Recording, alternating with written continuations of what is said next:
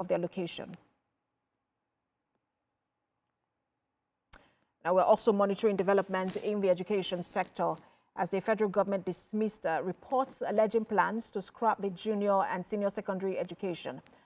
The director of press of the Ministry of Education, Folashade Boriowo, gave a breakdown of the proposed 12-year basic education model, which is aimed at eliminating external examination barriers.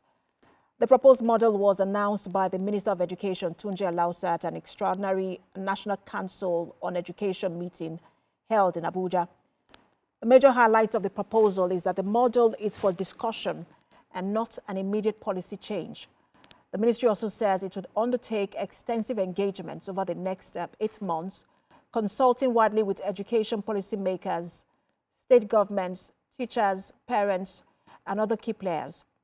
The final decision on whether to adopt the reform will be made at the National Council on Education meeting in October. I want to clearly clear the sensationalization that has gone out since yesterday, that the Federal Ministry of Education, the federal government, has scrapped a GSS and SS, a primary school GSS and SS education. We have not. That still stays.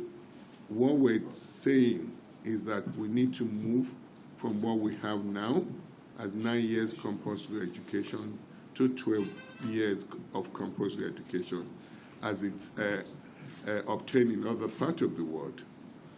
If you look back into the history of Nigeria, 30 years ago, 40 years ago, people that that went through the primary education then and got up to standard 6, if you compare the level of education, the level of instruction, even as standard 3 then, it's much better than what we get in GSS 3 now.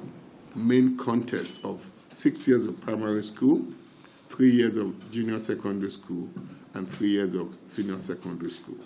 So we have not scrapped primary school, junior secondary school, or senior secondary school, and we do not intend to scrap this. I want to in the oil sector, the Minister of State for Petroleum Resources, Oil, Heineken Lokbobiri, has asked the contractor responsible for the Atlantic Modular Refinery in the Brass area of Bayelsa State to expedite the completion of this project. He warned that